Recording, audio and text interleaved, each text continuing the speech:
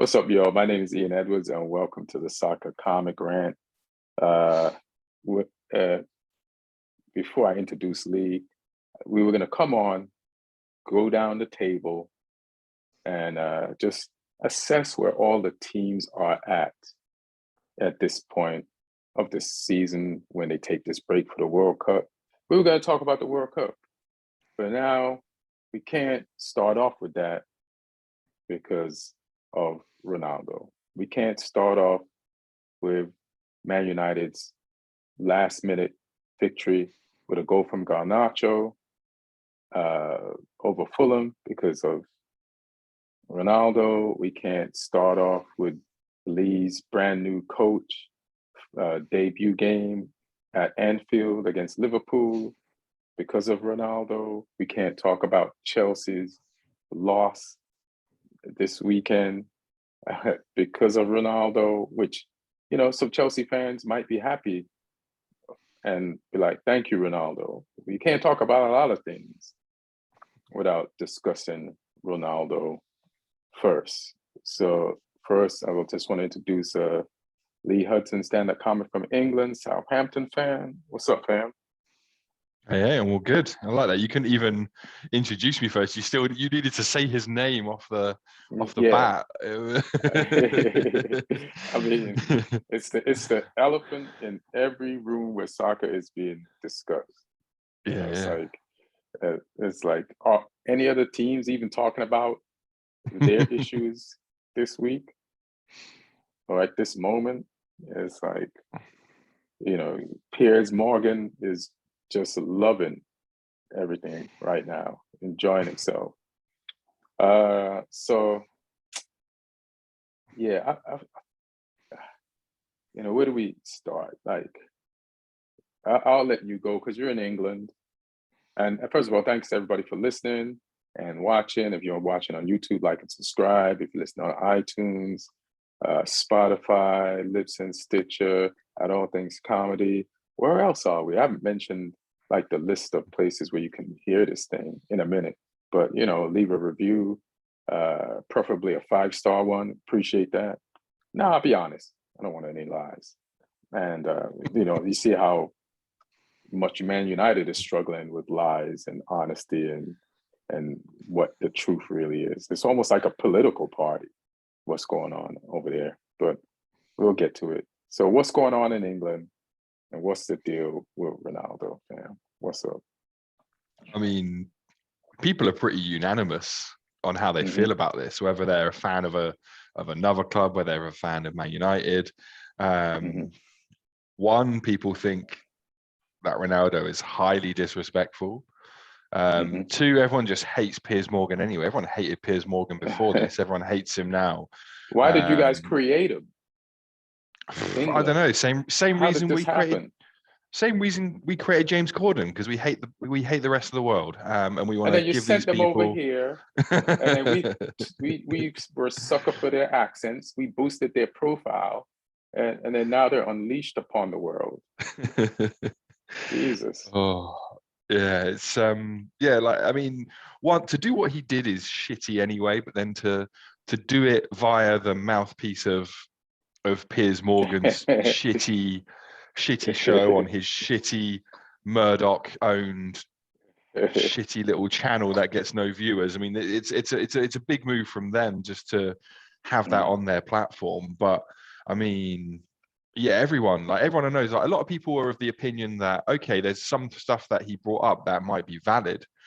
100%. Like he talks about some of the facilities at Carrington still being the same as when he left the club and stuff like that, and how, maybe the owners aren't sort of, doing best by the club and things like that. There's things he said in there that people will agree with, that the club has maybe stood still since Ferguson left. But there's some truth in some of those things. But when you're a person in his position, you don't like come out and do that publicly. Or even like wait until he's left before he does it, like to do it while still on the payroll. And in his position is it's just really lacking in class. It's yeah, and just a lot of unnecessary stuff. Like, it's not the behavior you'd expect of a legend, you know. You know, be like, It's definitely the behavior of someone who's gotten their way a lot and yeah, doesn't know. They yeah, just it doesn't kind of don't seems know sad. when. It's Go ahead. yeah, like it's this guy who was, you know, one of, in some people's mind, the best player on the planet, who, you know, I mean, he defied science and nature for a while by you know, keeping his levels high and went into his 30s. And, you know, decline comes for everyone. It's natural. You can't just play football forever.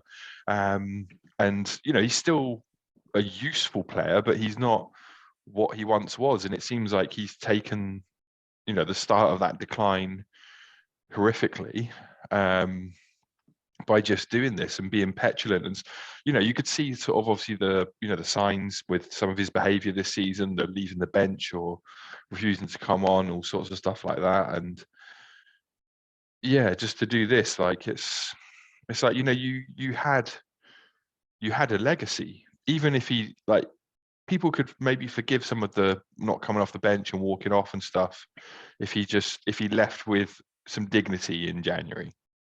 But this is the most undignified way to do this. I think he was going to get his move in January anyway. The club weren't using him. You know, Ten Hag clearly wasn't going to make him a key player. So just wait and get that move, unless he heard something behind the scenes where they said they're going to keep him for the rest of the season, and he was like, "No, you're not. I'm gonna go scorched earth and just make sure I get this move." Right. But I mean, who's gonna?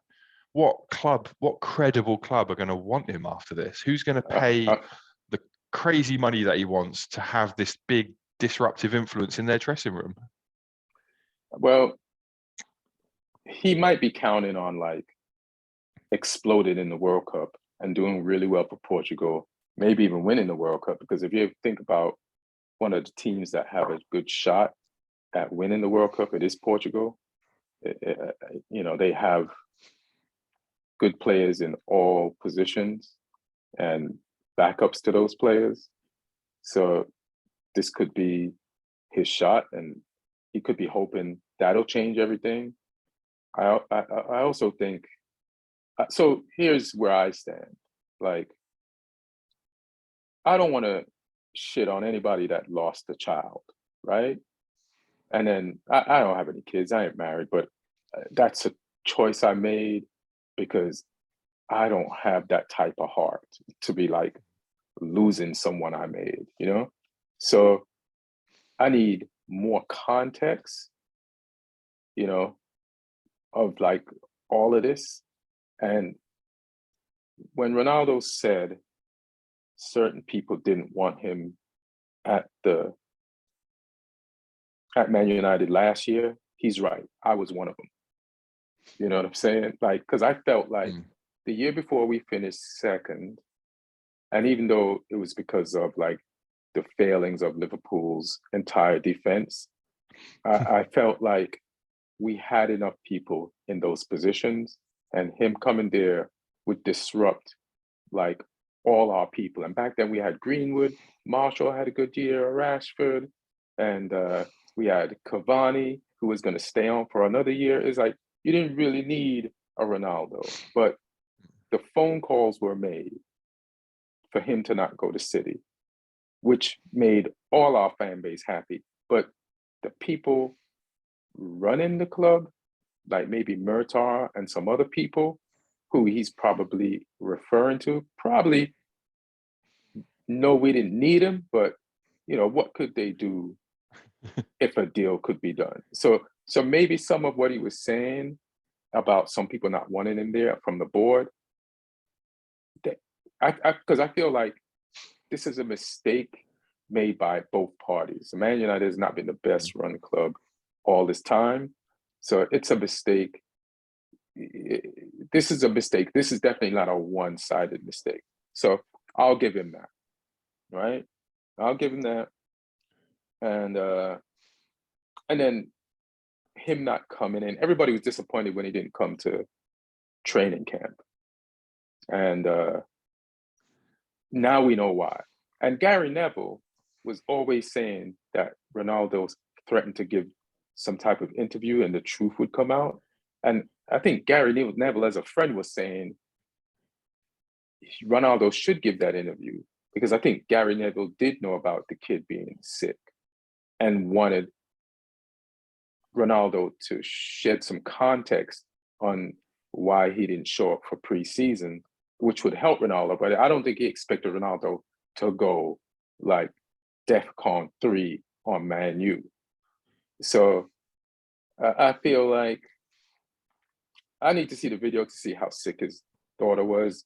And I get him not going to preseason, how the fans would take it this way, but I think it does count.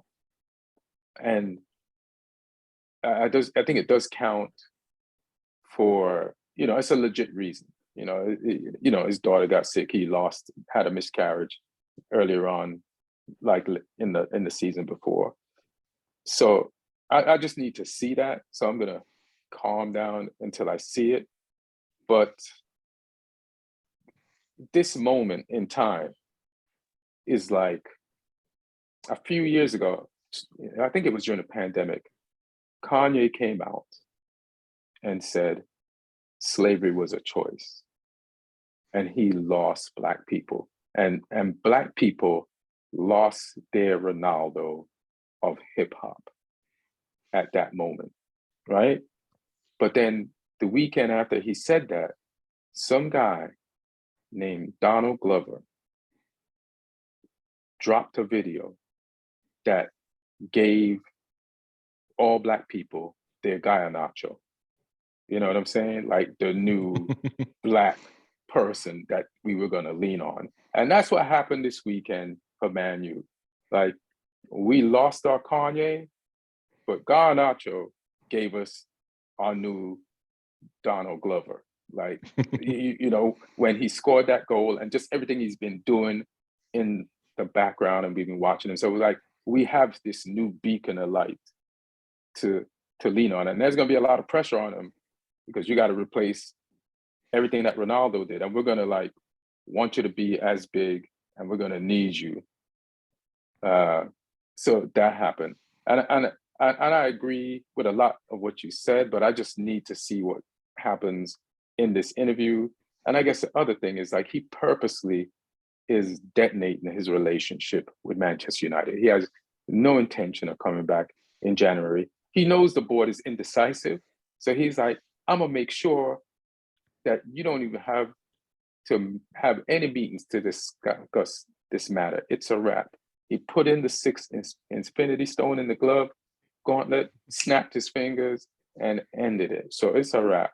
And I think it's best for Ten Hag and Man United that it is over. He might have just did us a favor, because we don't need a 37-year-old guy with a 1-year contract who you can't really play, because you're trying to develop people, and you want to give him those young people's playing time. And he's helped us when we've had injuries, because we did need him this year. But there's two things. He could not have done much for us this season so far because of his age, or maybe it's because of his daughter being sick for a month. He did not come to preseason, and he's off because it's tough for a 37-year-old to miss a preseason. So maybe if he gets some time, maybe he will go back to being Ronaldo. That might be it. But for me, I'm glad this is over, because I want our club to move forward without Ronaldo. And I want Ronaldo to go forward and enjoy his life, because you're not going to enjoy your life at Manchester United when we're trying to find the young people to replace you at the same time we have you. It's just an impossible mix. It was a bad marriage the second time around that should have never been done. And I'm glad he finally ended it. So Erik ten Hag has passed the test of being in a situation like this. He handled it right. He looks good all the way through.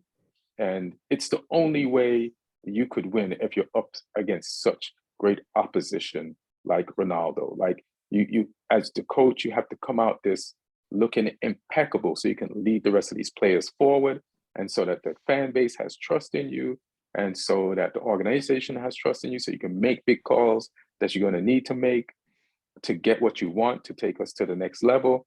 So I'm glad the person who's going to stay after the explosion, and in the movies, and the guy runs out the building unscathed, I'm glad it's Ten Hag, and good luck, Ronaldo. Like, hey man, and I hope your family's fine. Yeah, like there are some emotional things I want to say that lean in the direction of everybody else, but if the man's daughter was sick for a month, I can't disprove it. So I don't know what it's like to have a daughter that's she wasn't just sick, she was in the hospital. So you know what? I'm just going to leave it right there. But I'm glad that the relationship is over. Greatest divorce in the history of sports. I do also wonder if there's any element of him, because he was obviously like, warming the bench for the last few months or whatever. He had some starts here or there. He's going into this World Cup and people aren't talking about him. And then all of a sudden the World Cup's upon us. It's starting this Sunday. And who's the one guy who everyone's going to be talking about? It's Ronaldo. Like, it ain't for football necessarily, but he's put himself back as like the talking point now. And there's going to be a whole bunch of eyes on Portugal's games now going like, oh shit, what's Ronaldo going to do? Has he still got it? Kind of thing. And like, there was going to be a little bit of that anyway. But now he's making sure that all eyes are on him. And I don't know if that's a good thing, because I don't know if in his current condition whether he can deliver. I don't know because Portugal kind of have to rely on him. I don't know if they have better options in that squad right now. They got as a Leao. 9. Yeah, although he can play on the wing. He can, but where should he play? I think he plays. I think he can play. I think he plays best wide coming in. Okay. But he could play there. But he'll have more quality in that team sort of around him, supplying him. So, he that might help having Leao there, having Bruno with him there as well, and Bernardo Silva. And people like that. So, but it's still, it's going to dictate how Portugal play, and I don't know if that's necessarily the way they want to play, but it's going to dictate how they play with him as like the central piece of their attack. So I don't know if that's going to be a help or a hindrance for Portugal, because when they did that when he was at the peak of his powers, it was a great thing. But if they're fully having to have him as the central piece now, I don't know if that's enough to win a World Cup. I don't know if that's enough to go deep into a World Cup. It should be enough to get out their group. It should be enough to do that. But I mean, we'll see. But yeah, everyone's talking about the guy again. So I mean, I hope for his sake that the daughter story, I mean, horrible thing to go through, but I mean, I hope it is true, because there might be other reasons why he might not have wanted to come to the US on a pre-season tour. Let's not get too far into that.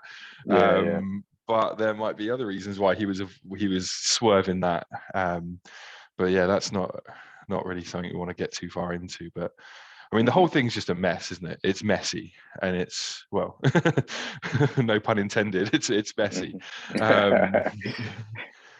It's just, it's not good for anyone.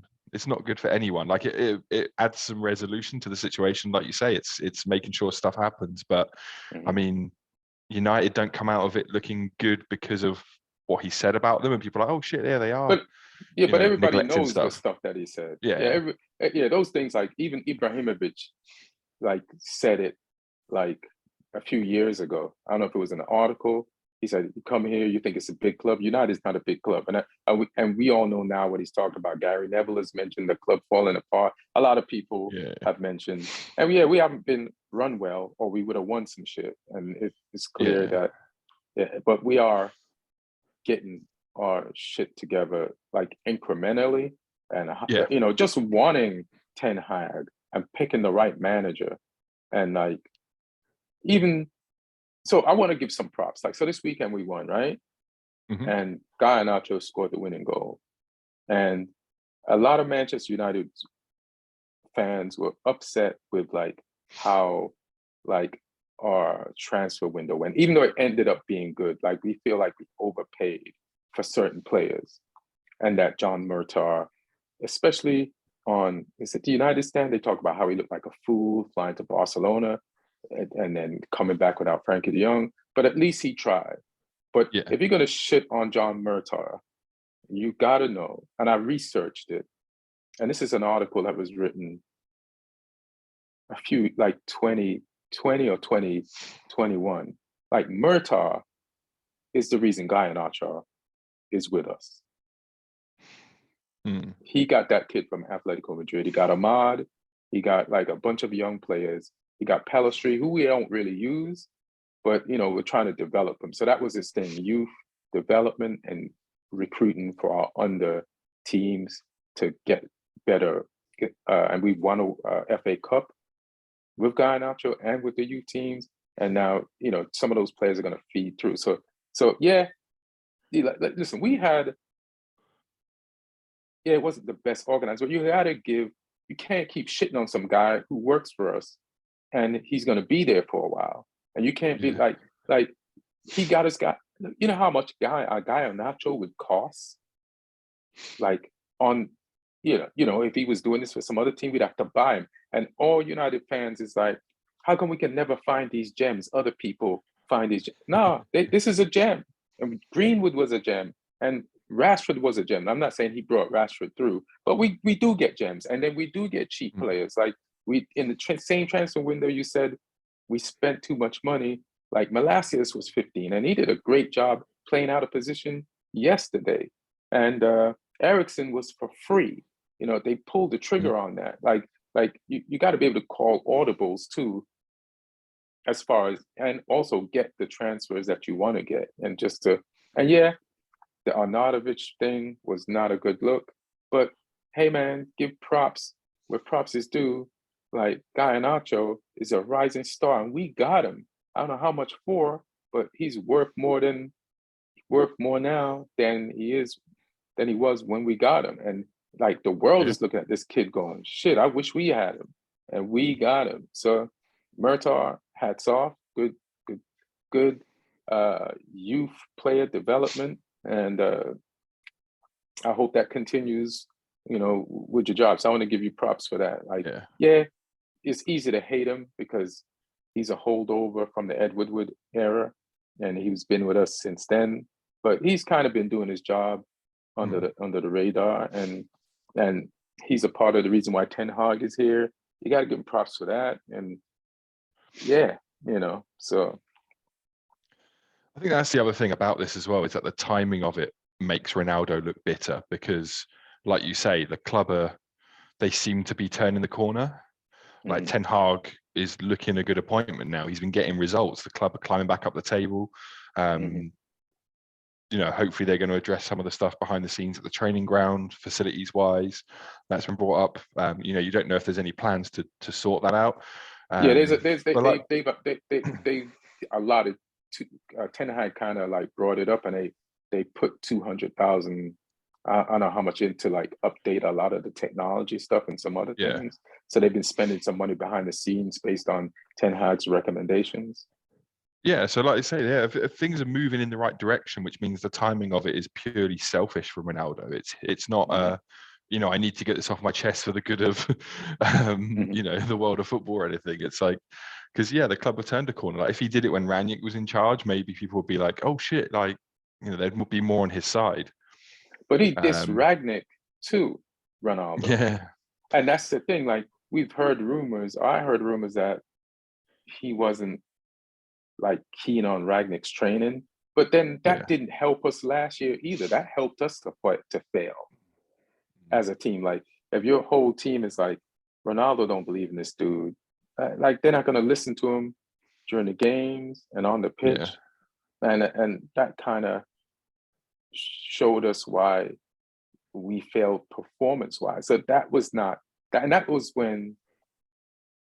So that doesn't help us if you're Ronaldo. Last year, some of the points we lost, even though you scored a bunch of goals, if you don't respect the coach, then the rest, like, you can't just not respect the coach and say those things. So it was true what we heard last year. But yeah, like you say though, it's, you know, there are some exciting times. Garnacho, I thought he's been excellent, like in the flashes of games that he's had, and now he seems to be sort of making a space for himself on the team. That goal, I thought that ball was lost. I was like, oh, Fulham's defenders are going to take care of this, and he just turned on some afterburners. That surprised everyone. Was, oh shit, he got there. Like he had like yards to make up on those defenders, and he just that was crazy that he got through there. Decoyed over Reed. He just burn noticed them. He just like shot through there. Yeah. And yeah, the kid looks exciting. He's got a bit of everything. I think he still needs to work on his consistency in front of goal in finishing, but sometimes you get that with a young player. But some of his pass for McTominay in the Villa game, you know, the kid's got technique, the kid's got vision, he's got pace, so he's got all these things going for him. He's exciting. Let's hope he's not you know, a Federico Makeda or something like that, where he bursts on the scene and looks great, and then Stephen Housen said something really hilarious. He's like, if they had cell phones back when Januzaj had scored the goal, like, he wouldn't be a credible podcaster. That's another one today. Yeah, because everybody thought Januzaj was like this was Hazard. Yeah, we got him. Yeah, and then nah. So yeah. But yeah, I feel like the levels in the Premier League are higher than they've ever been, and for him to be doing what he's doing suggests that there's some real talent there. So, you know, I think you've got the right manager for this as well, because Ten Hag has proven that he can take young players and elevate them to be top professionals at that level of the game. So yeah, you've got the right guy in charge to handle a talent like that, I think. Yeah, so far, yeah, absolutely. Like, this world is so fragile. Shit just be happening. You don't know what's what for real. But yeah, I would say for now he is, based on, and he's improving things, you know. So you want to, like, I don't know if Neil's gonna join. Not sure. Like, no, he just messaged saying he's stuck at work. Stuck at work. Boo! Of course you are. Chelsea lost. We could go just from the top of the table down, and just like, oh Jesus, yeah, I know why you said that. That's fine. I'll talk about Southampton in an hour. That's cool. Yeah. Give us some time. By the time we get down there. Yeah, by the time you get down there, it won't be so bad. So Arsenal, they won versus Wolves. You know, and they're top of the table, 37 points at the break. And so what do you just think of them overall? I mean, I think this is like one of their best ever starts to a season ever in terms of statistics. And I think people seem to be really reluctant to actually give them the props they deserve for this as well. You know, like, everyone's talking about how great this team is that Pep's assembled at City, and with Haaland there. But they're 5 points behind Arsenal. They're 5 points off them. And, you know, at the start of the season, it was almost like, you know, this is, you know, Arsenal looking good, but they could drop off and this and that. And they were 14 games in, which is, you know, that's over a third of a season. And so, yeah, they need to be taken seriously. I still think in some of their games that there's still some little areas where they might come unstuck, but are sort of not being fully found out at the moment. Like, Jesus has been good in some games, but then there's been other games that when they came and drew with us, he could have won the game for them if he was more clinical. I watched the game against Wolves. He had some chances.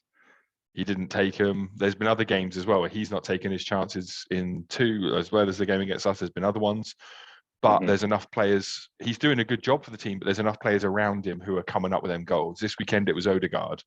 Other weekends it's been Saka. Other weekends it's been Martinelli. You know, they've got goals in that team, and that's taken some of the burden off of him a little bit. Because I think he started the season on fire, Jesus, and everyone's like, "Oh, Arsenal have found the number 9 that they've been looking for." And I still think he's an upgrade on what they've had previously. He's better than what they've had. He does good work for the team in terms of creating space and things like that, but he's not being as clinical as they would like. But I mean, that's a great position to be in, where your number 9 isn't being as clinical as you want, but you're still top of the league by 5 points over Guardiola's City with Haaland. So yeah, I mean, got to take him seriously. Massive props to Arteta. He's, you know, I was unsure about him in previous seasons when he came in, and wasn't quite sure whether he'd be able to implement the ideas that he clearly had. Because I remember when he first came in, there was almost like this instant effect, wasn't there, where he won the FA Cup and stuff, and people were like, "Oh, you know, Arteta's the real deal." And then the next season, it's like, maybe he's not. But you know, credit to Arsenal, they've stuck with him. They've given him the resources to build the team he wants. And it'll be interesting to see. You know, they could, if they can get hold of someone like Tielemans in January, which is the talk, because his contract's up next summer and he's not signing a deal, and they could apparently get him for like 20-30 million or something if they just throw that at Leicester, and Leicester are like, "Oh well, we need the money to, you know, not lose him for free." So if they can add Tielemans into that mix as well, because, you know, Partey seems to be quite injury prone in that midfield, then yeah, I mean, they're a contender right now. Even Arteta was forced to admit that. He's been trying to downplay it all season. Then he's like, yeah, we're in there.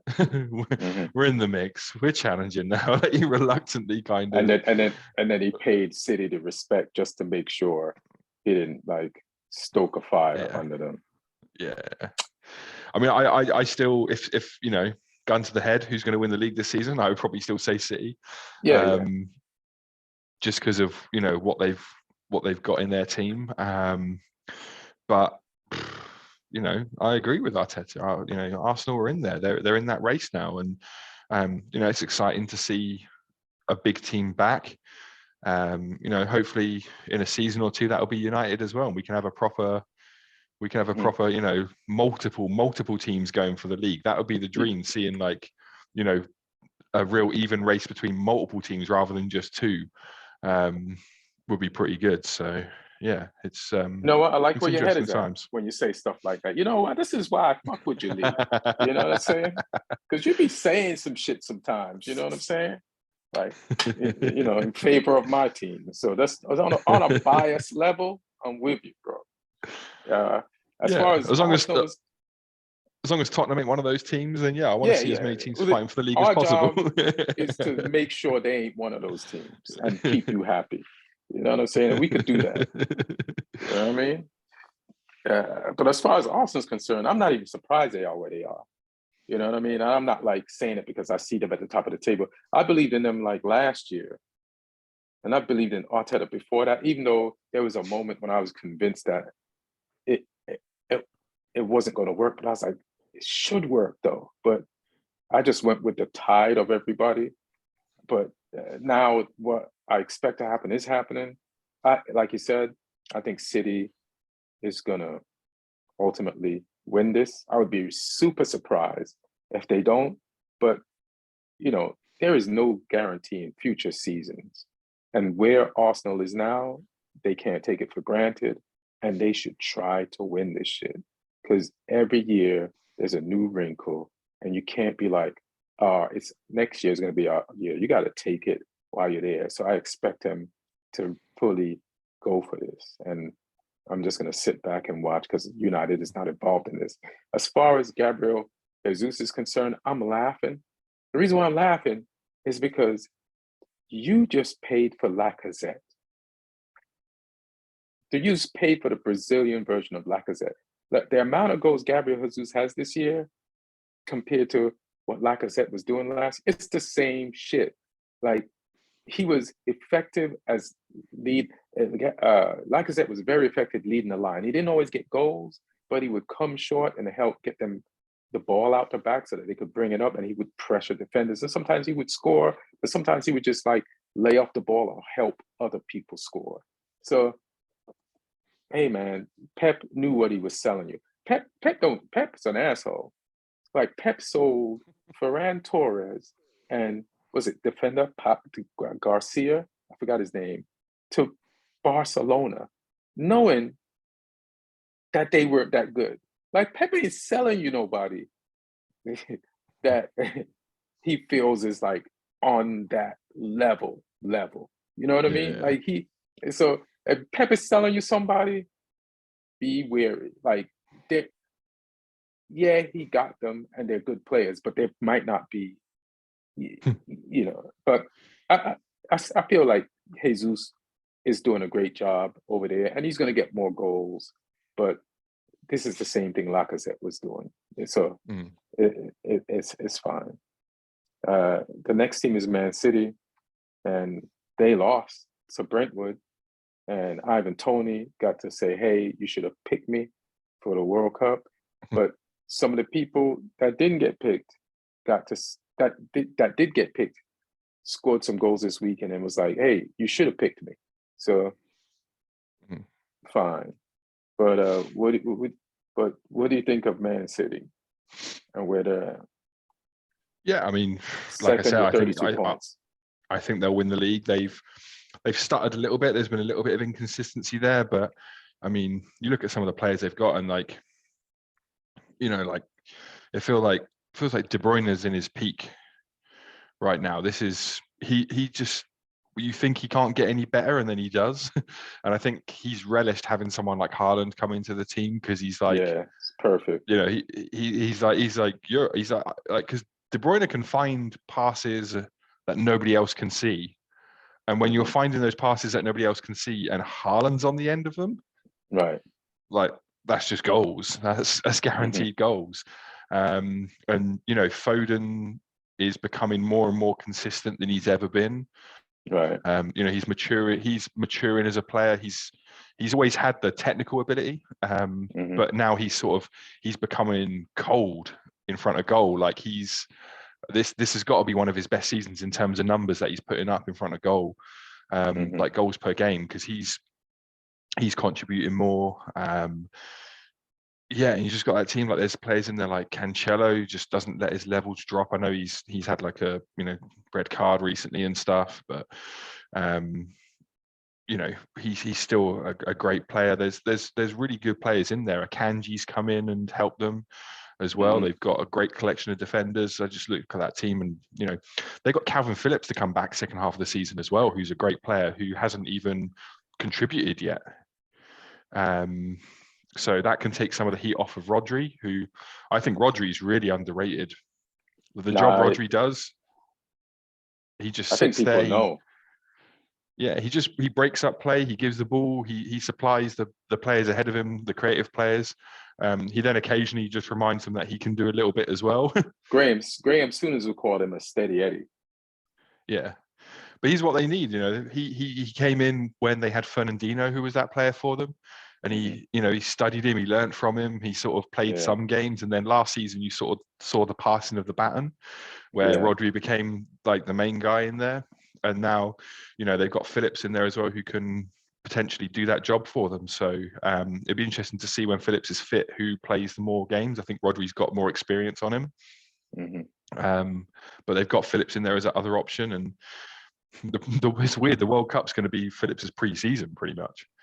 It's funny. Yeah. He's kind of using it as that. He's going to get full fitness back, and then he's going to go into a City team, and he'll probably have a Premier League winners medal at the end of it. But so that'll be interesting to see. But yeah, I mean, I think they'll win the league. They've just got too much quality, more quality than anyone else, I think. Yeah, I think they'll win the league. There's so many games left. And like I said, can Arsenal withstand the pressure of being chased down? Like, yeah, they got it's gonna, you're gonna, like Arsenal play like they don't feel any pressure. they're just so young and fresh and intense. But Man City, they've chased down Liverpool and passed them. They've held off Liverpool. They just know how to do this. So we'll see what happens.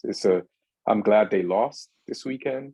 It'll make the thing going interesting when the season starts back on Boxing Day. But this is going to be fun to watch. And but I think City will take it because it's just a lot of games, man. It'd be like 3 seasons in a season, and one season just ended. And what is Arsenal going to do in the next 2 seasons compared to like a veteran team like Man City? So we'll see. I don't want to spend too long on them. The number 3 team is Newcastle. They got 30 points, and this team is a complete surprise to me. I figured this year they get in the top 10, maybe be near like a Conference League, Europa League spot, but they're 3. They didn't even spend that much money, and just the way they're playing. And then, Neil isn't here, and Chelsea lost to them this week, so it feels like Chelsea's fallen, but they lost to a legit team. The way this team plays is that you lost to a legit team. They can ball.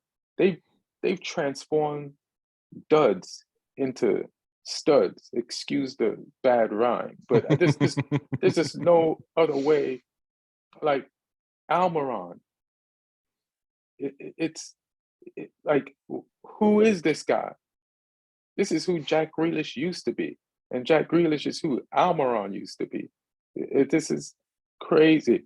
Almiron is Jack Grealish at Villa, but playing for Newcastle now, and and Jack Grealish is Almiron when he first got to Newcastle, and it's just not him. They're doing this shit without their best player, Saint Maximum. They got Trippier. He's on the next level. There's just so many players even one of the Longstaff boys. He's in there now. He's balling. You could see the raising levels of technical ability of these players, and you're like, how did they become new people? So many people, though. There's players there that's like, you're gonna be sold. And now I don't know. Like, good luck dealing with this problem, Newcastle, because Eddie Howe got these guys balling. So they're surprisingly in 3, and I don't think they're gonna fall out of this. And then what if they buy come January? And Wilcox, is it what's his name? Willock. Callum Wilson. Willock. Willock? Oh, they got Wilson. Willock. They got Wilson. They got Joe Willock and Callum Wilson. Right. So Wilson is injured, and so is Isaac, but they still won. I think they still won. So against Chelsea. So dope. I'll let you talk about Tottenham, your favorite team to hate, or one of them. Well, I'm hoping Newcastle will keep up this consistency, just so it means that there's less of a chance of Tottenham getting top 4. Because Tottenham, it disgusts me that Tottenham are in 4th place right now. Like it literally disgusts me, because they have been like they're such a horrible team to watch. Like, I would be upset. I mean, I know Spurs fans who hate watching their team. Even when they were 3rd in the league, like, there were still fans booing them off because they're like, this is garbage. Like, they're playing horrible. The tactics are horrible. Like, it's ugly. It's horrible to watch. And they're not even trying especially in first half of games. Like, what's Conte not seeing to make him change his ways, that they keep having these terrible, terrible first halves? Like, they were horrible against Leeds first half. It was poor. And I'm annoyed at Leeds for letting them back in this game as well. But it's like, how many games do they need to just not show up in a first half? And then, when they've done it against you guys, when they did it against Liverpool, when they did it against Arsenal, they got punished because they didn't start strong. They got blown away by good teams, and then they were like, oh, we can't get back in this now. We haven't got the quality to. But there's been enough mediocre teams who have taken it to Spurs, and then Spurs have gone, oh no, we need to put our finger out. and then all of a sudden they start playing with 30 minutes left, and then they somehow scrape a victory that they didn't deserve because they've got a couple of players with individual quality who can bail them out.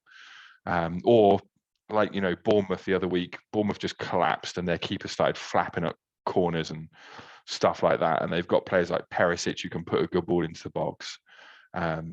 It's annoying that they are where they are. I think they've got a good collection of players, but I think Conte, I mean, he's been a myth this season.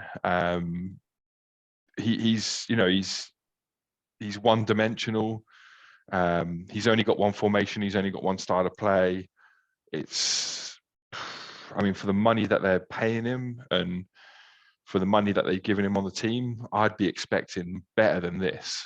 Like, their squad is better than Newcastle's on paper. Yeah. I'm not going to defend Spurs, but I'm going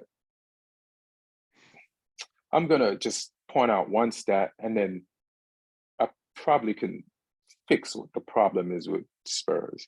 So, of the teams between Manchester United and Spurs, who do you think plays better football? I'd say United when they're on it, especially the last few weeks. Right. But do you know United has, like, as far as goal difference, we're 0. Spurs goal difference is 10 plus. So somehow, even though they've been turning in these ugly performances, they have a better goal difference than us, which means. So I feel like Spurs. Go ahead. So what I would say to that, there were some games early on in the season that accounted for that as well, though. Like, we rolled over for Tottenham on the opening day of the season, gave them a 4-1 win, which, we just gifted them stuff. You had like your horrible loss to Brentford. We only beat you 1-0. Yeah. Yeah, but you had like your horrible loss to Brentford and stuff like that, which contributed to yours. I'd say over the last few weeks, you've been a lot better. And it's just the fact that every time they come up against a top team, other than getting a spurious draw against Chelsea, which they didn't deserve, every single top team has taken them apart. Yeah. But you know what really is wrong with Spurs? Like, I feel like Conte's system does work. This is what he needs. Let me see their lineup. They need defenders. Like, I feel like is it not Emerson? What's the other Brazilian dude? The fullback. Emerson Royal. Like, that could definitely be upgraded. Say, who else do they use as defenders? Let me look. Like, Sessegnon does good sometimes, but could definitely be upgraded. Like, I don't think they did upgrade him though. They got Perisic. Old, and he does fine sometimes. Could definitely be upgraded. So I feel like if he upgrades along the back and still fails, then I'd be like, But if he replaced these guys, then it would help play the ball out the back better and set them off to attacks sooner and more than they are now. They wouldn't have to like absorb pressure for an entire half of a football game. They wouldn't leak as many goals. It might make the other teams attacking them more desperate and more open. I just feel like who was Chelsea's defenders when Conte was there? Like, I feel like they had a better, like, Conte had Conte, right? As just in the midfield. Yeah. And then John Terry still kind of in his prime. And just all those defenders back there were better than this. And Moses and, playing wing back. It's just, it wasn't boring like this. They did not absorb pressure like this in the same Premier League, even though the Premier League has advanced and it's just tougher. Like, there's teams above them, there's better coaches. So they probably, even if he upgraded the defense, would not win the Premier League, but it would definitely give them a better chance. And if you improved your defense, then you could like probably even alter the way you play a little bit and be a little bit more attacking. like get the goals first and then sit back. But Mm. yeah, he needs a new back 3/4 or 5, whatever he plays. Thing is, he's been given funds to improve those parts of the pitch though. Like they signed Romero permanently. They got him on loan first season. They've got Longley as well from Barca, who they signed. You know, they got Perisic in, he got Jed Spence in, which he might not have wanted Jed Spence, but he got Jed Spence. You know, he's been given, you know, money to improve the team, like, you know, Kulusevski, Richarlison, Bentancur, these players that they've gone Those out and got. players are doing good. Bissouma as well. Yeah, I mean, Bentancur is really underrated, I think, and he's starting to get some of that credit now that he's popping up with some goals as well. He's one of the players who's pulling them out of those tight spots that they get themselves into. Like last but week, I mean, like against Leeds. in terms of looking, I mean, you threw some stats up there though, but let me talk about goal, because it's their firepower that's bailing them out. So Right. Arsenal this season conceded 11 goals. Man City conceded 14. Newcastle conceded 11. Tottenham conceded 21. Right. Man United conceded 20, but you've only scored 20. That's your problem. Spurs have scored Right. 31. They've had the firepower, but Liverpool have only conceded 17, and they've been terrible. But that's what I'm saying. So they need 4 less than. But so then Liverpool, then Tottenham does need better defenders. Like I was saying, They do, but this is Conte. This is meant to be the guy who can but it's not working with like defenders. Yeah, he needs better defenders, and then this system will definitely be. Or it's like, you know, have some balls and go and, like, you've got attacking players, go and attack teams. Nah, those defenders are those defenders. Listen, them defenders, Emerson Royal, you would be frustrated with Emerson Royal. He's got mistakes in him, bro. You'd be frustrated with Sessegnon. Like something's in his head where he can't be fully confident. You could see it, and then there's games when he is, and there's games when he ain't. And Dyer is a better version of himself, but he ain't the best. But why sit back and invite pressure if you've got guys who can't defend? Just be like, nah, we're a team full of firepower. We're going to get at you. We're just going to outscore you. I mean, they're kind of doing that, but they're doing it in the last 20 minutes of games. And It's just about working for them against mediocre teams. Like I say, it doesn't work anytime they've played a big team. Like against Arsenal didn't work. Like against Newcastle didn't work. Against you guys didn't work. It's against Liverpool didn't work. It's just, yeah, they're getting found out in those games, and yeah, I just think they don't deserve to be you know, even Chelsea, who are terrible, have only conceded 17 goals this season. So yeah, I mean, they're just, I don't know. I don't want to see them in that top 4. I don't think they're worthy of it. But we'll try to get them out. We'll definitely do our best. We got a game in hand on them. And speaking of that, we're next. And, you know, we've conceded 20 goals. Can I just say one more thing quickly about Spurs, though? It's apologies to all the moderate, realistic, normal Spurs fans out there. It's like, I don't hate you, but... Because there are 3 of those somewhere. Yeah. And to those 3 people, I apologize. You don't deserve this, but I know too many annoying Spurs fans to make me feel like this. It's the Spurs fans that make me not a Spurs fan, you know. So yeah, it's definitely the ones you're talking about. Yeah. For United, you know, I feel like when you got hire a manager like Ten Hag, there's a trajectory, and I feel like we're on point with our trajectory. And maybe we're ahead of it, but the reason why we're satisfied right now because we could see the progress, and you want to see the progress, and we definitely see the progress. We have a depth problem, but then we're finding solutions for it. And then even when the games get ugly, we still get the 3 points. I mean, there was the blip against Villa last weekend, but we corrected it midweek, and then we won on the weekend, and we pulled it off. So, you know, we're having the luck that we need in the moments that we need and pulling stuff out. In the game against Fulham, what I do like is the resilience of each individual defender, including Lindelof, Martinez.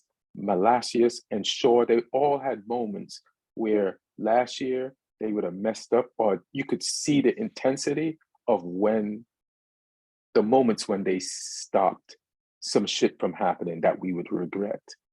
Besides the goal that Dan James got, when he just kept on running, and it was just a whole.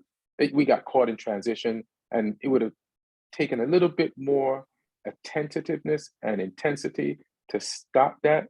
But after that goal, and before that goal, there was a lot of effort and detail paid by the defense to stop Fulham from scoring. David De Gea did his thing. He's definitely improving, not only his shot stopping, but also with his distribution, and then the development of players like Garnacho. And you could see, I think when they brought on McTominay, at first, he didn't do what we wanted him to, but it took him, I guess, a minute to warm up, and then he started doing what we want him to do. And he had some really good plays, and he had an opportunity to also get us the lead for the game. These players are playing tired because we don't have a lot of depth, and they still getting results. So I got to give him props for that. I got to give, Ten Hag props for like making players better players, to keep doing in rondos. I got to give Ericsson props. Marshall is a little off it yesterday. Normally when he comes in as a sub because of injuries, he's scored goals, but yesterday he got to play most of the game and didn't put away some opportunities, but it's just down to game sharpness. A part of our ineffectiveness at parts of the game was because he wasn't fit enough to completely press the entire game. And when you don't press, Fulham got away with certain things. We tried a lot of long balls, but that was a part of the game plan because they play a high line. So we tried to breach it multiple times, maybe too many times than I like, but you could see that they were there they were susceptible to those. So we tried it. Why not? And you won't know if it won't work until you try it. But great end to the game. I couldn't even really celebrate the win until I got the disgust out of me for how we played at certain points of the game. It's only as far as sometimes when we gave away the ball, we didn't have to. All you have to do is just pass it back to the guy that gave it to you and let him pass it. Just ticky-tack it and shift them a little bit. And then you'll see that great through pass that you're looking for. But if you don't see it right away, don't just give away the ball. Sometimes just make the lateral pass.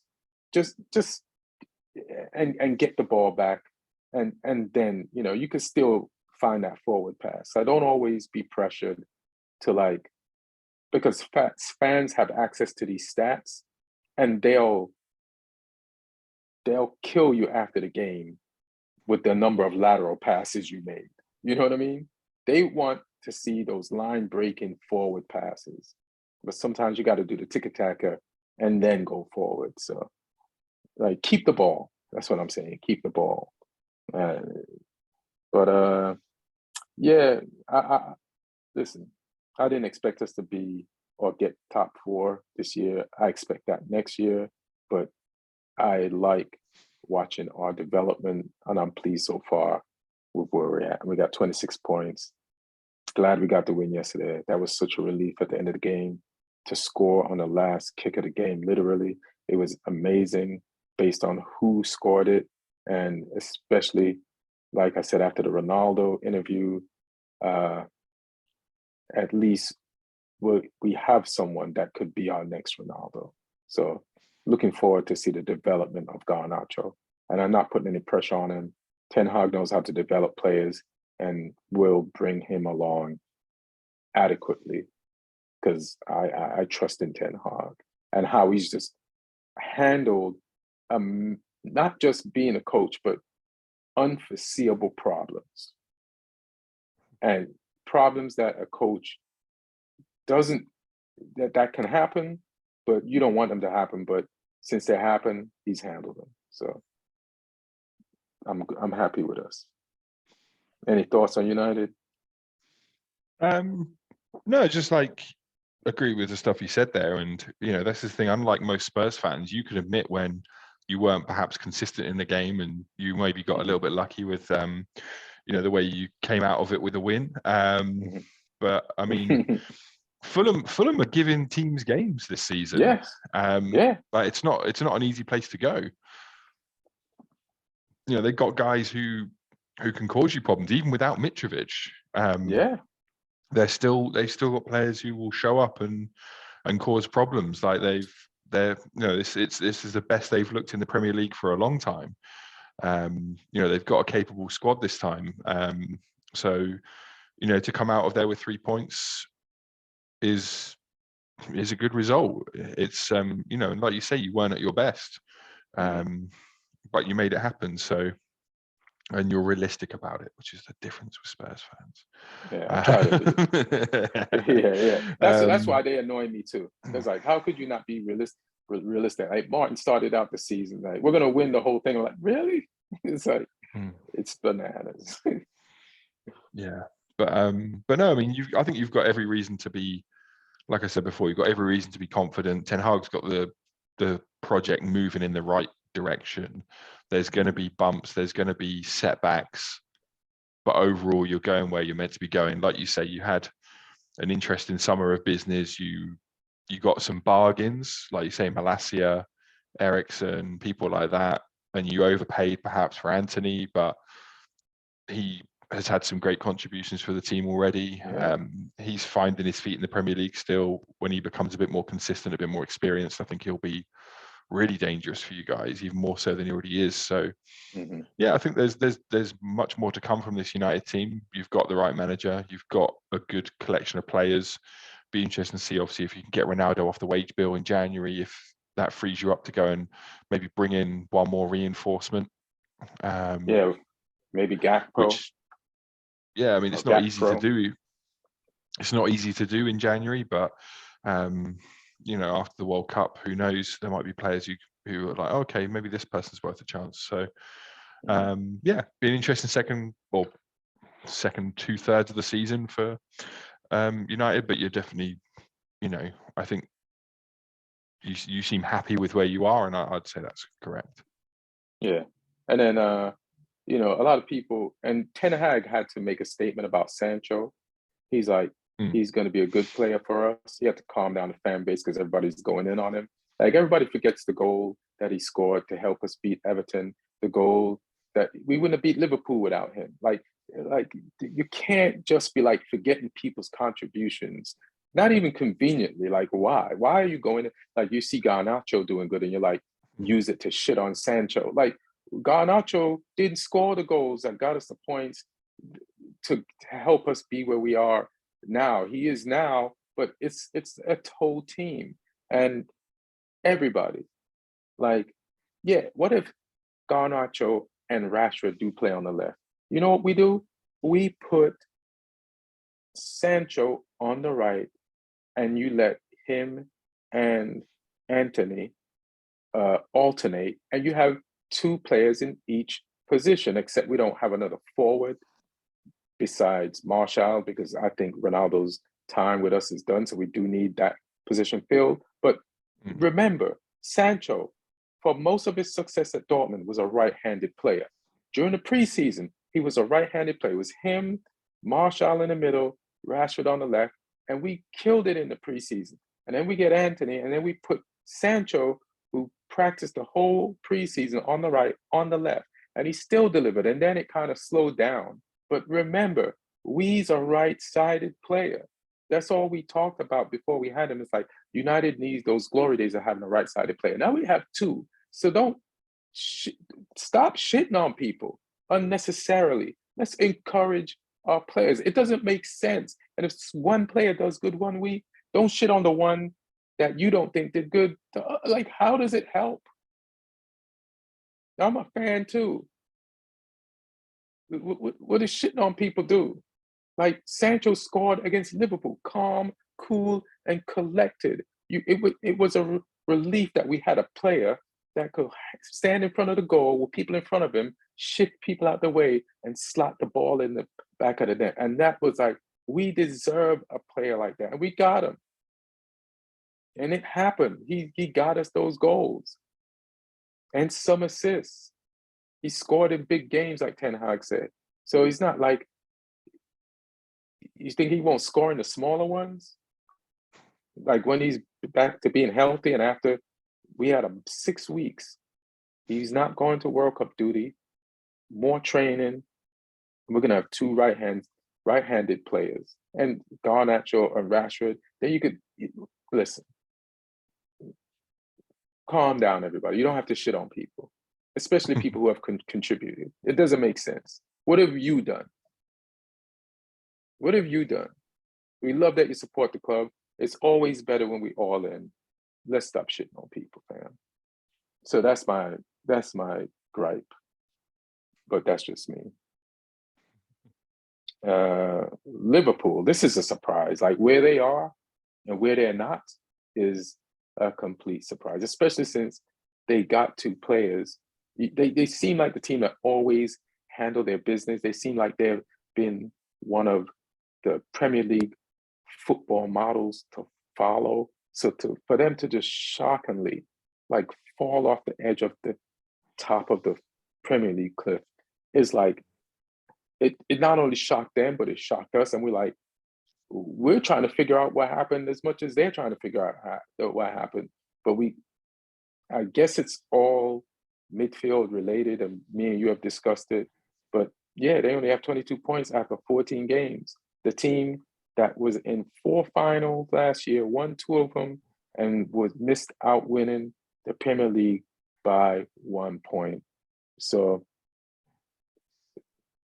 hey, who knows what's going to happen when they come back from the World Cup? They got so many players in it. But what are your thoughts? I mean, it's been shocking how, you know, inconsistent they've been. Like they've shown flashes still that they're a very good team. Mm-hmm. Like when they went to Spurs the other week, and you know, big game for them. They turned up. Salah turned up, but Salah's sort of, they as a team have been inconsistent. So has he. Like he's shown reminders of his levels this season, but then other games he's just been like, you know, he looks like someone doing a Salah impersonation or something. It's a bit strange. And you know, obviously they had the transitional period of losing Mane. They got Nunez in, who has taken a little bit of time to adapt to what they want out of him. And Klopp's experimented with how he fits him into the team. Like he's been playing him off the left for a few games with Firmino down the middle, and that seems to be working. Like he caused Tottenham problems from that position.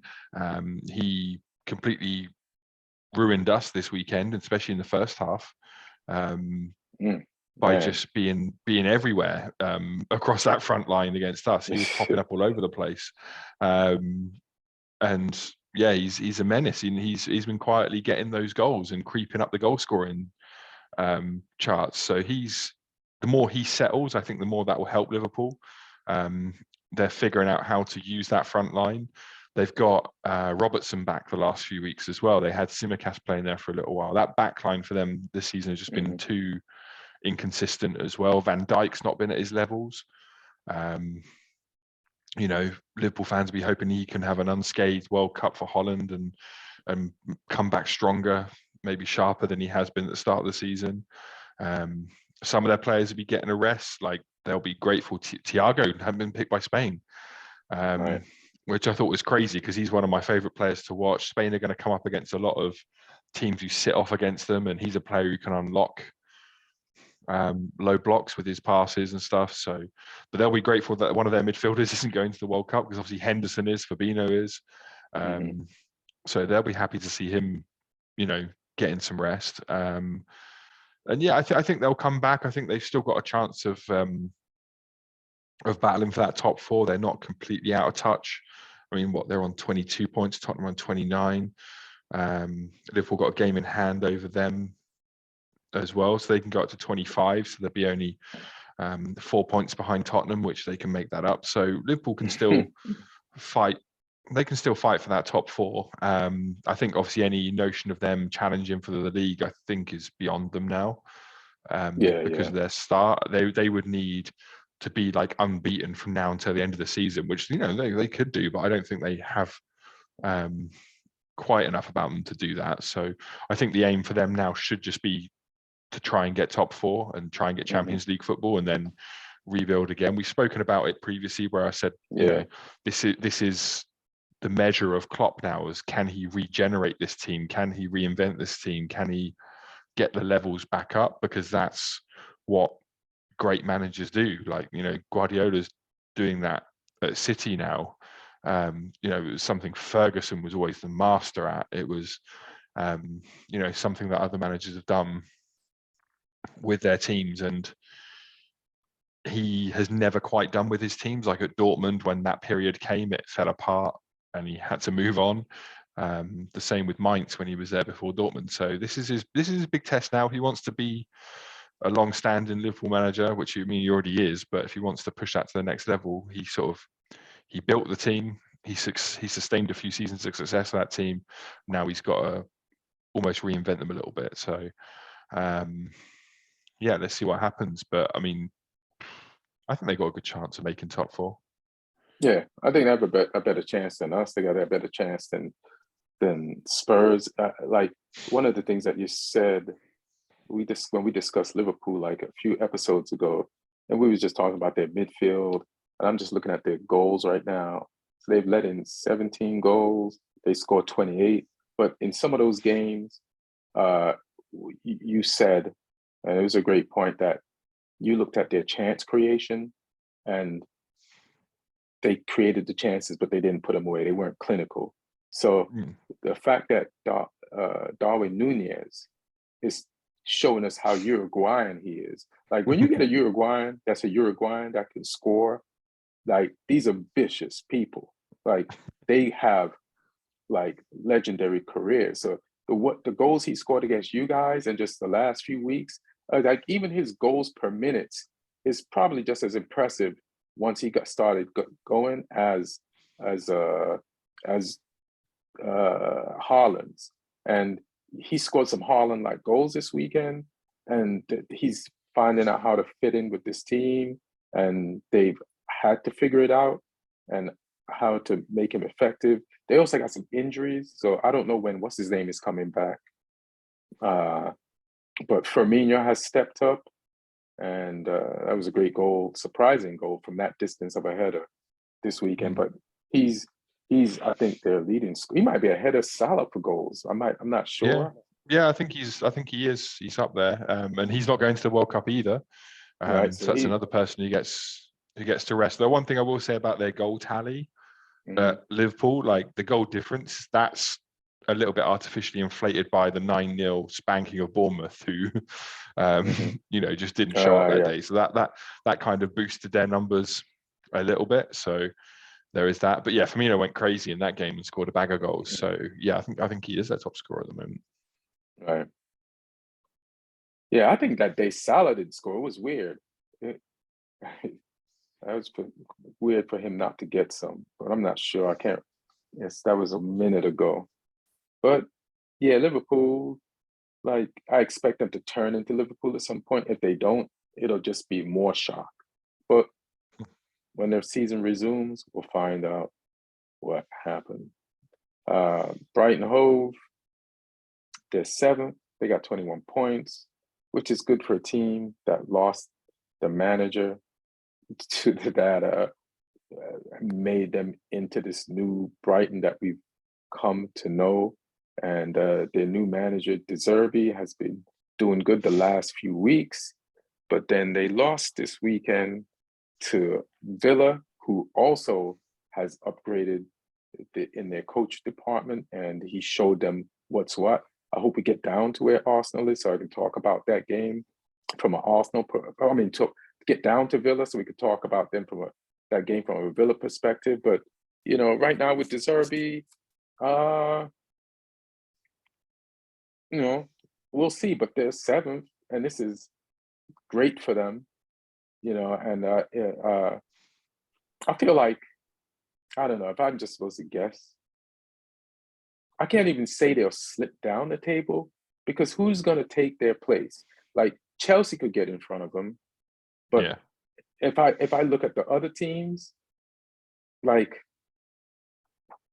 who else could get in front of Brighton? Like they should finish in the top 10 comfortably, but they Oh, need easily. to, yeah, but they need, and they might get a Europe spot, but the one way to guarantee getting a Europe spot, listen, man, get a striker. I don't know where you're going to get it from, but that's all you should be looking for. That's all you should be. Even if you have to overpay, it's worth it to overpay for a striker in January based on who does well in the World Cup. Like, just do it, fam. Like, when else are you going to be this high in the table in your Brighton Hove history? Just pull the trigger.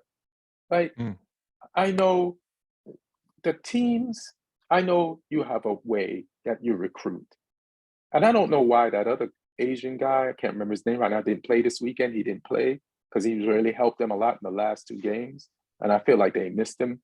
But you save so much money on players that nobody ever heard of, that you made into players. You saved enough money to buy a real striker. And you're good enough of a team for a real striker to say, hey, I'll go there. You're 7th. You might as well get a striker now who'll be attracted to you, because they're like, I could go there and I could get Brighton a Europe spot. Like, so Brighton, spend the money. Spend the money on a striker, bro. Do it.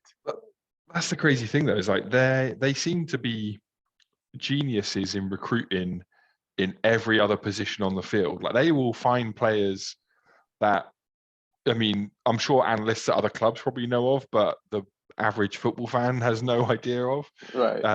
Like you're saying, like Mitoma, the Japanese forward they signed out of nowhere. You know, Trossard Instant hit. wasn't that known before they signed him. You know, they saw Lamptey's potential at Chelsea. Estupinan, the Ecuadorian guy, like people weren't knowing these players when they were. Salcedo. Yeah, there's players in there who, yeah, they get them out of nowhere, and you know, it's a really good opportunity for them to finish high up the table this season. But to But be a good equally, football team, sometimes you have yeah, to spend money in 1 or yeah, 2 positions. Liverpool had to do it. Liverpool was bargain hunting and almost won the league, and then they had to spend the money. Sorry, yeah, and if they don't, I mean, they should finish high up the league, but in 7th place, they're on 21 points. Leicester all the way down in 13th on 17 points. So there's only 4 points between 7th and 13th. There's a whole bunch of teams in that region who, if they go on a run, can climb up above Brighton. You know, Chelsea, you'd expect if they can sort their shit out, they would jump above them. But then you know, someone else, like, you know, if Villa under Emery can sort their shit out, if Palace can sort their shit out, if Fulham keep on playing how they're playing under Marco Silva, there's all these teams who potentially could come for them if they slip Brighton. So Brighton need to keep the levels up, and they did have a bit of a wobble when De Zerbi came in. Like they drew 3-3 against Liverpool in his first game, which was great, but then they went on a little run where they didn't really get any results. And I think, you know, that's to be expected sometimes. The players were learning his methods. He's trying to, you know, keep some of the same philosophy as they had under Potter, but also he's going to have his own things as well that he's trying to get across to players. So that was to be expected, but now he seems to be getting a little bit more consistency out of them. I know they lost at the weekend, but I thought they played well in spells of that game. Against Villa, they were just a bit wasteful. And a bit sloppy at the back. Some of the goal, like one of the goals, was an absolute gift to Villa. Well, that wasn't a penalty. that the play against Danny Ings was not a penalty. Yeah. Like Burns slid ahead of Ings, and Ings was like, "I've kicked the ball too far. His legs are right in front of me. I'm gonna make sure I make contact with his legs." Oh, dunk, wasn't it? Sorry. Dunk, say a dunk. Sorry. Yeah. I'm gonna make sure I make contact with these legs, and I'm gonna get this penalty. Yeah. Like, and then period. Brighton could have had a penalty when Digne went and kicked through. As well, that could have quite easily been given. So a little bit hard done by there maybe, but I mean they've got the potential to finish top 10 absolutely.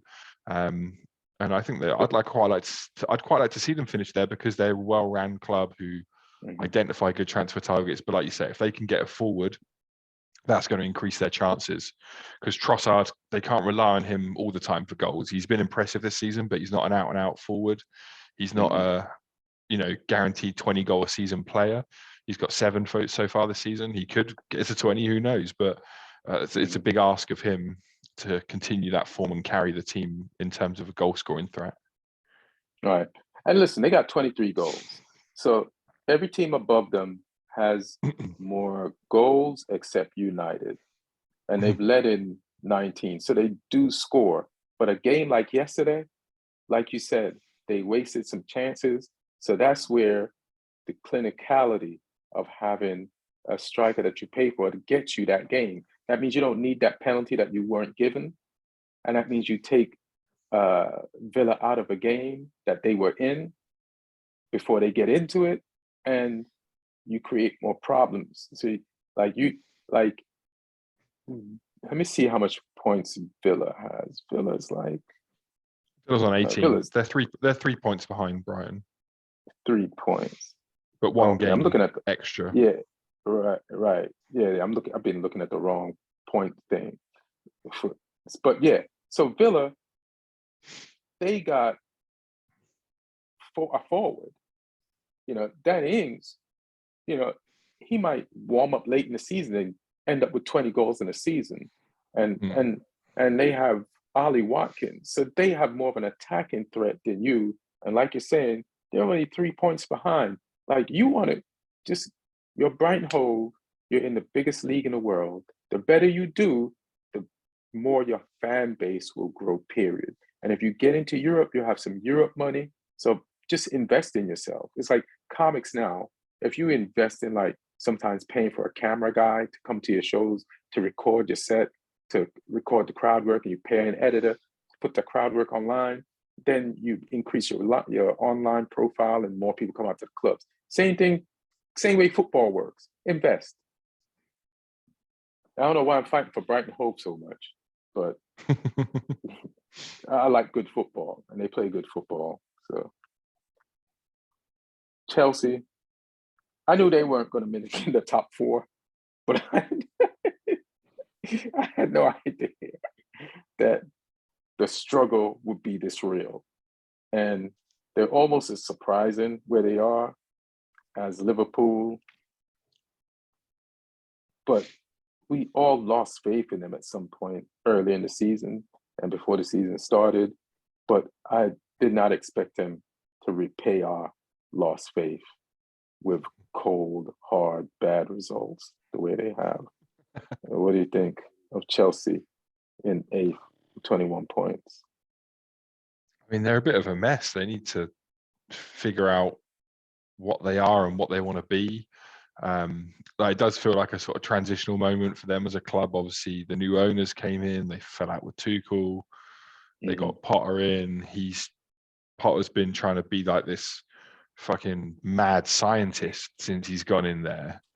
I'm going to play with 2 defenders for this game. It's like he's trying to mix Filipino cuisine with down south African American food cuisine and come up with a new cuisine. And it's like, okay, that didn't work. Let me try mix Italian food with Indian food. Let me try something else. Let me try a vegan fusion with pork. Like, he's oh man, Potter. Well, I kind of like his ideas sometimes. Like I like his tinkering, like he'll come up with these specific game plans, but I think he's almost like he's got to the point now where like I've said it before on here, like I think he's just confusing his own players. It's Yeah, like give them a philosophy to learn and to get consistent with. It might not be as fun for you as a coach being able to change what you're doing on the yeah, training ground every week, but players like familiarity, players like consistency. Like we said, they like, okay, this guy's to the side of me, this guy's in front of me, and they can just build those connections and build those, because football's so quick. Sometimes players like they want to do stuff without even thinking, and they can do that when they know what's around them. Like they know there's a hmm high probability that they can play that pass into that area of the pitch because they know who's going to be there. Um, and I think they've just been, a little bit all over the place. Injuries haven't helped them as well. Like yeah, obviously Reece James is a big player. They look so much better when he's in the team. Chilwell as well. Um, at centre back, they've had some injuries too. So it'd be interesting. I mean, they got the players. The players are there. kind of. Sterling's a big name player. He's an expensive player. Havertz is a big name player. He's an expensive player. Sterling's one of the most expensive wingbacks in football Yeah, history. and they let two centre forwards go. They let Lukaku and Werner go. Um, they've got these holes in their team. I think they could still do with an actual number 9, which Havertz can sort of pretend to be one. So can Sterling. They don't seem to fully trust Broja yet.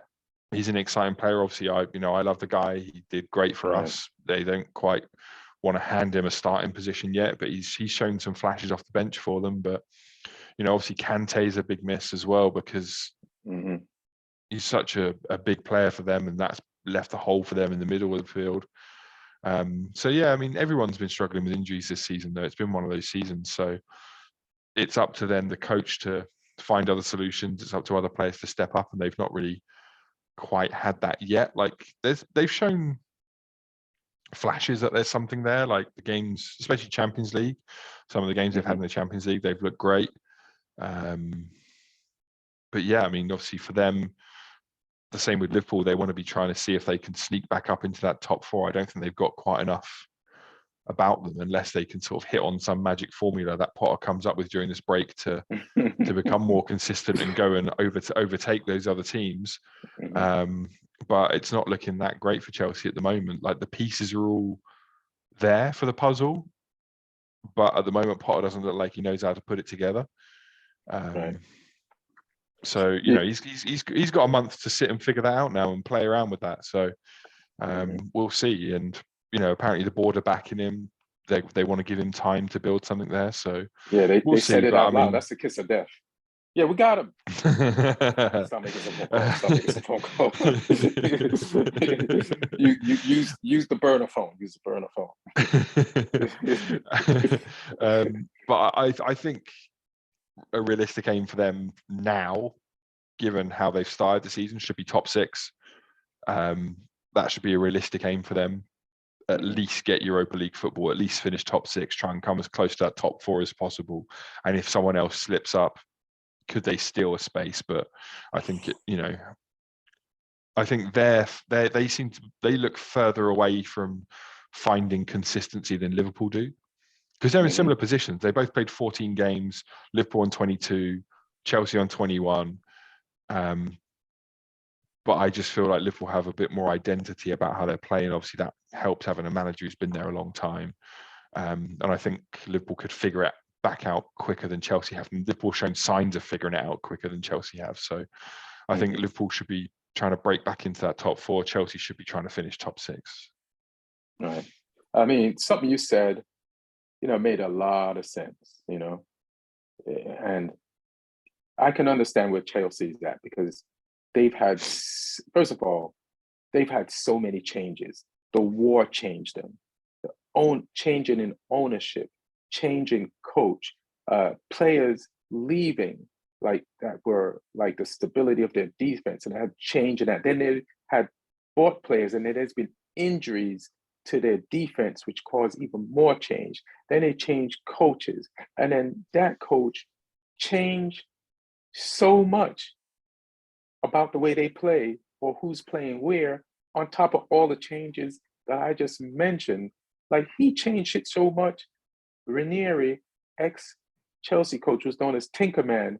Is like, hey man, you're tinkering too much for me.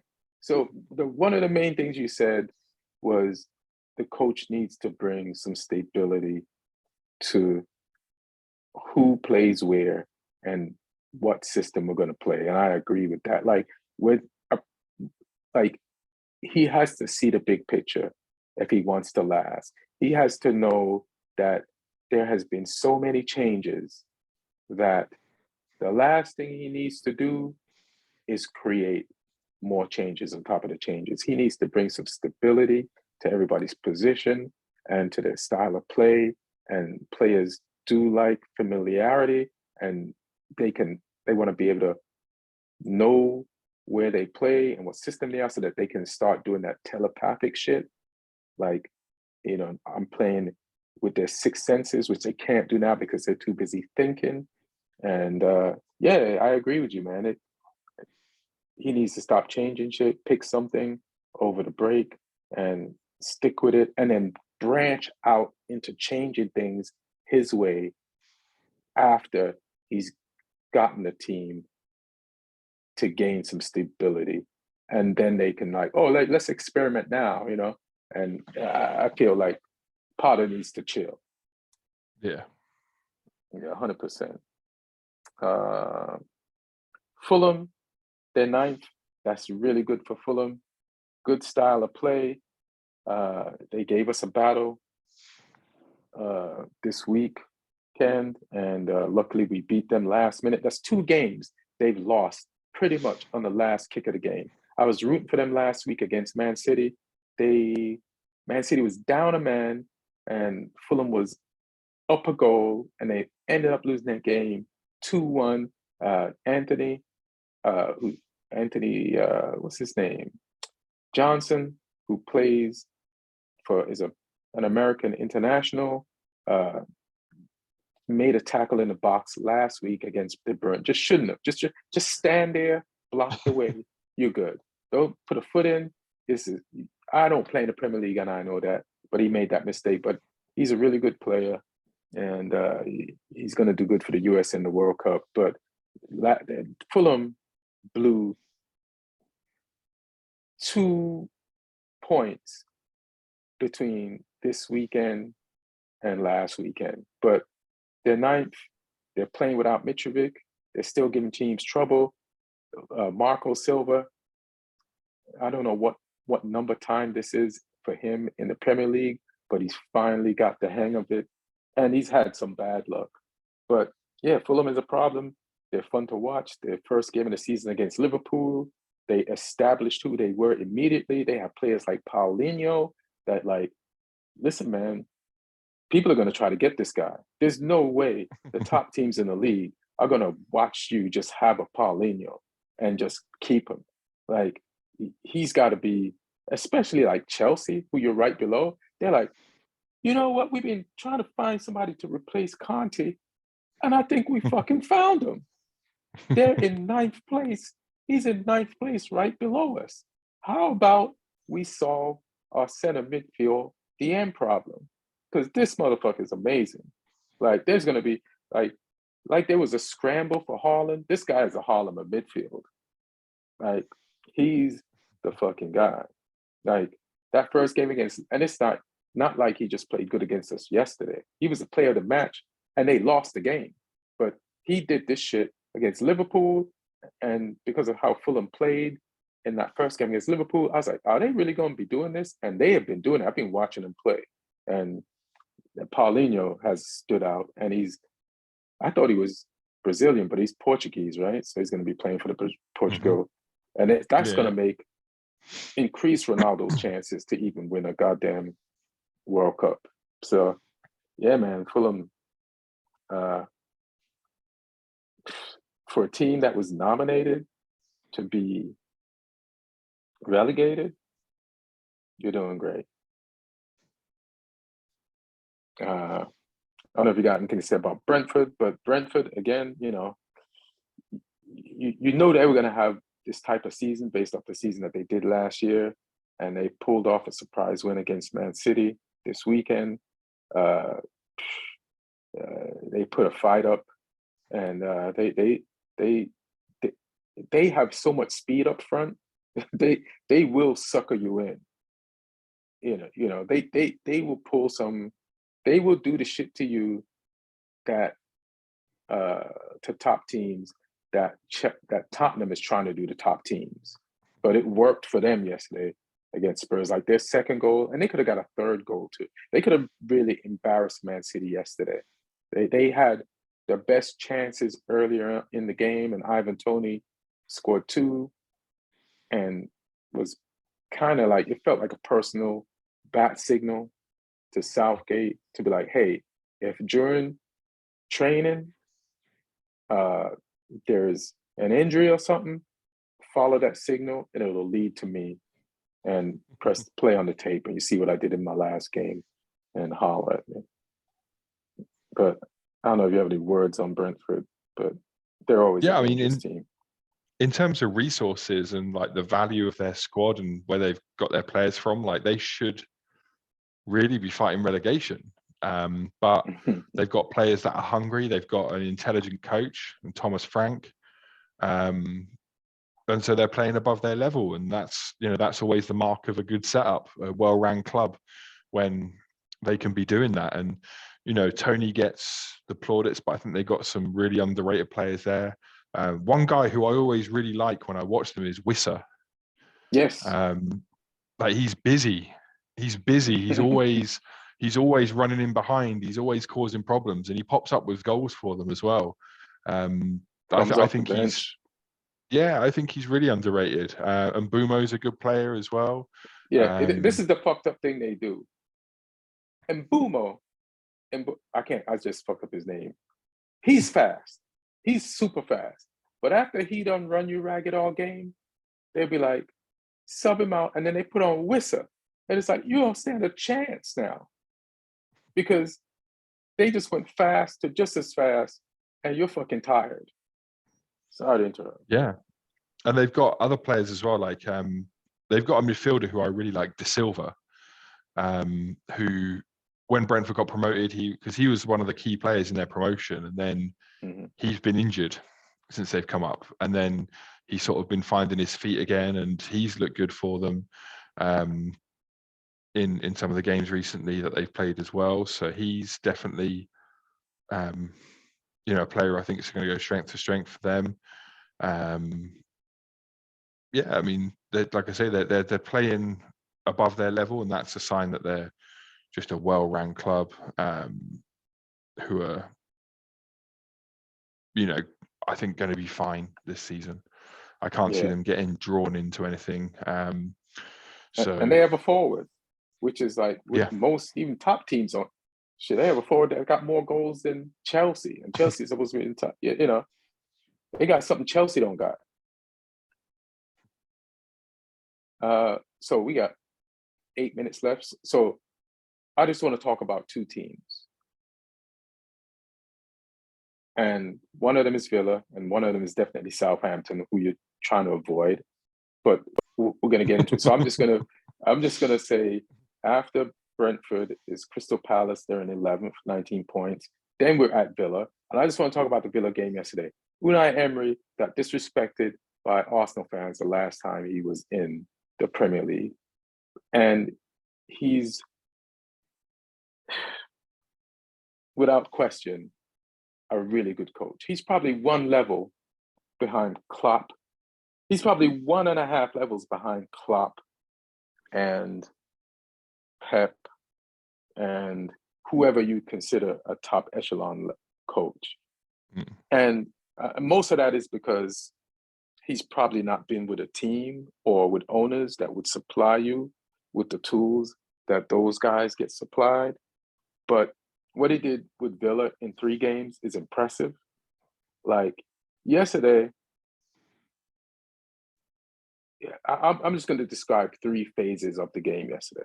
So one was playing out the back, which they were not good at, especially in the first part of the game, because I don't think it's something that they practice under Gerard, but it's something that Emery definitely wants. I can't say how good they were at doing it with Gerard, but I know it's probably one of the most difficult phases of football to learn, playing out the back with defenders. You need to turn your defenders basically into top level midfielders to play out the back, because you're under that amount of pressure. And then and that pressure could turn into goals, and which is what happened. So that phase of training and turning a team into a team that could play out of the back, they failed immediately. But then the other phases where they actually did end up playing out the back and creating chances and doing what they wanted against a really good pressing Brighton Hove team. Brighton Hove, one thing they can do is press. Like Chelsea found that shit out, and other teams have found that shit out. And even Villa, who won the game yesterday, they found that shit out. Man United found that shit out. Like there's a wrong way to find out that Brighton Hove can press, and that is playing them and giving up goals.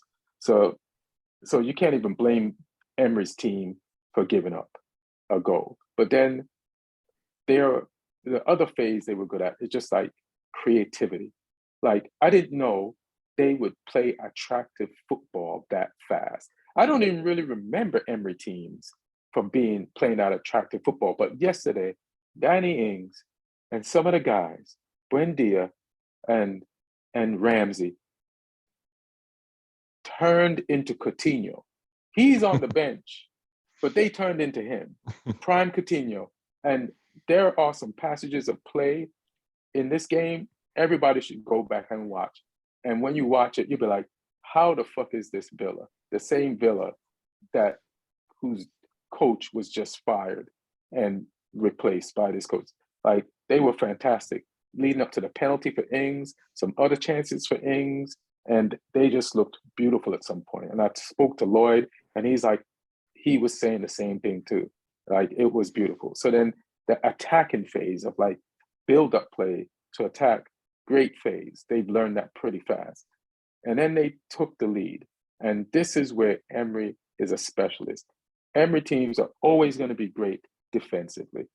And yesterday, with a lead, these motherfuckers comfortably absorbed the pressure of Brighton Hove. They just was like, bring it.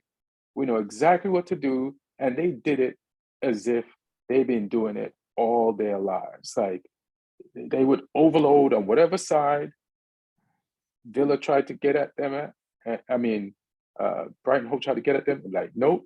And Brighton Hove would go to the other side, and they'd be like, nope. And I was looking at how comfortable they were in defense and just killing the game, which is, now I'm going to jump to another team because of this. We won't get to Leeds, but Leeds needs to learn that. Leeds plays one way, attack, attack, attack. But when you have a Leeds, you got to fucking learn how to Emery this shit and hold on to it. And that's what America's coach, Jesse Marsch, has to teach Leeds. They blew 3 leads to Spurs this weekend and lost because they don't know how to kill a game and how to just sit back and absorb pressure comfortably like an MMA fighter on his back, on the ground, avoiding being pounded. So that's my spiel on Aston Villa. Very impressive in 3 games. They beat us in 1. They lost midweek to us in the cup. We knocked them out. But this weekend again, fucking impressive. I don't know if you have any thoughts on Villa. No, I like Emery as a manager. I mean, I remember I watched him win the Europa League live. I went to one of the finals one year against Dnipro out in Warsaw. Watched his Sevilla team. He won the Europa League 4 times. That's unheard of. It's insane. The guy's done that 3 times in Sevilla, once with Villarreal. He's got a very specific way of playing. He's also adaptable though as well. Like you say, he can shut a game out. He can play attractive football. He likes playing with 2 forwards, which bodes well for Ings and Watkins. He didn't play them both this weekend. And the other weekend, I think he just played Watkins, but he does like a 4-4-2 at times. So we might see those 2 together. And it's about him getting consistency out of players, because Villa have got good players who don't always play well. Like Buendia is a good player, but doesn't always play well. Watkins is a good player, but doesn't always play well. Ramsey's a good player, but doesn't always play well. Leon Bailey's a good player, but doesn't always play well. So if he can get some of these players consistent, then they could have a good time under him. Absolutely. I'm worried about them. I'm glad we only have one more game left with them. Let's jump. So Villa is 12. We're going to jump all the way down. Let me scroll down the list. We got to pass Leicester at 13. We got to pass Bournemouth at 14. We got to pass America's team Leeds at 15. We keep going to pass West Ham at 16th, which is an appalling place for them to be. That's a shock. 17th is Everton. I predicted Everton would be relegated this year, but Frank Lampard has impressed me. But now it's sliding back into exactly what I thought. So maybe they'll still get relegated, but we'll see. But they're hovering around my prediction. Then Nottingham Forest is 18th. And, we're going to see how that goes. But 19th is Lee's team, Southampton. Let's close this out. Wolverhampton is 20th, but we want to hear, as a fan, what are your hopes? What's going on? I mean, an interesting season. I've spoken before about, Hasenhüttl and how he was just too inconsistent. His tactics weren't working. He was just not quite doing it. Had a little run of form where we got a couple of results, but it's not really good enough. I mean, there's only 3 teams this year who've lost 9 games out of the 15 we've played, and that's us, Wolves, and West Ham. So we've lost the joint highest amount of games this season. So that's worrying. We need to sort that out. But new managers come in. I listened to his first couple of press conferences, the one after he was appointed, and then the pre-match press conference before Liverpool, and I like the way he talks. He's self-deprecating as well. I heard him refer to himself in a press conference as a rat-faced Welshman. Oh shit! He said people might be asking, who's this rat-faced Welshman managing the Premier League? And I was like, I like you. This is, as a comic, I can appreciate. I can appreciate some self-awareness and some self-deprecation. Really funny. And from what I've heard, he's been great with the players so far. He's really involved with the players. Hasenhüttl was cold and distant in his final season or two. It sounds like he's come in and he's very hands-on. He wants to lead the training sessions as well. He's very involved. He's meticulous tactically. From what I've heard as well, like he will, make sure that the players know what's needed from them. And it was a tough start for him to go up to Anfield, first game against a Liverpool team that are just finding their feet again. Nunez is in the mood. Firmino's playing well, so to go up against that, and you put up a good fight. Yeah, but Liverpool were clinical. I was praying when we were 2-1 down. I was hoping and praying we could get into half-time at 2-1, and we could regroup. We could figure out how we're going to get back in this game, and if we get the next goal, we're back level. But then they scored that third goal, and it killed us in terms of, making it realistic that we could get back into the game. Second half, we made Alisson made some good saves. Like they were big chances. Edozie had one, and I can't remember who had the other one now, but Alisson pulled off a couple of big saves. He earned his money for them. So, it was our highest XG of any away game this season, and to get that at Anfield says something. First time coaching. Yeah, so I saw signs that said he can do something. But for me, the real problem is that he doesn't have much margin for error now.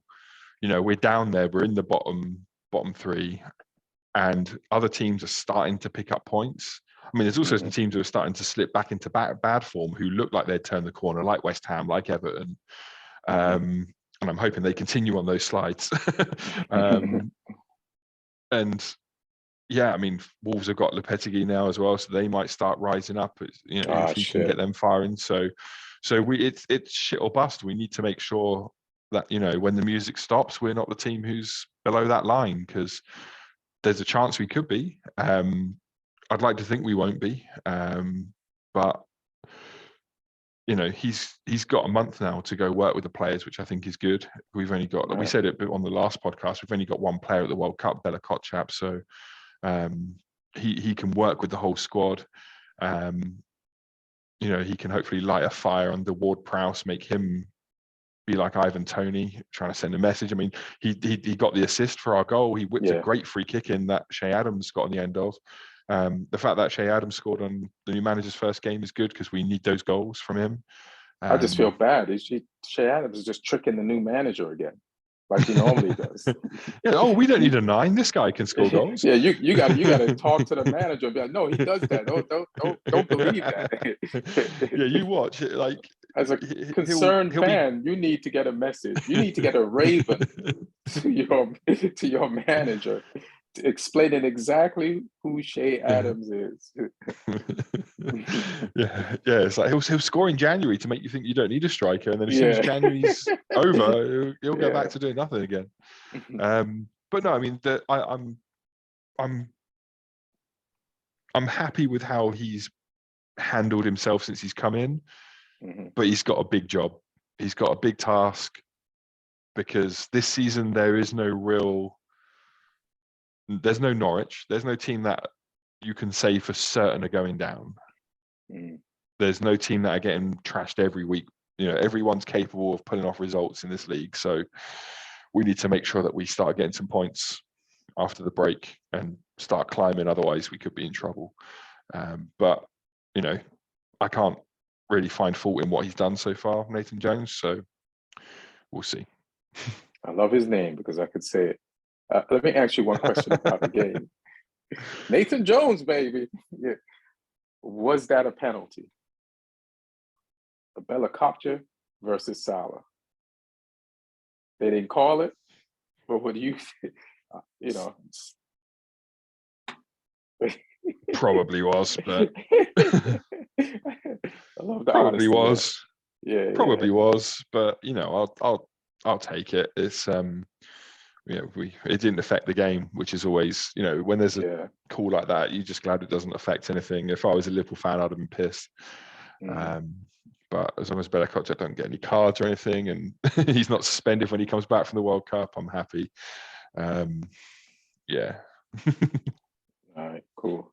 Well, thanks for joining, man. This was a fun quarter season about to be World Cup review. Hopefully everybody watching, listening, we're going to continue with the World Cup coverage as the World Cup goes on. So we'll see you. Going to do something on Thursday just to review the World Cup one more time. Prediction time. So what? Prediction time. Yeah. I mean, yeah, I'll save it. Yeah. So thanks, Lee, for joining. Thank you all for listening and watching. And see you all Thursday. 1.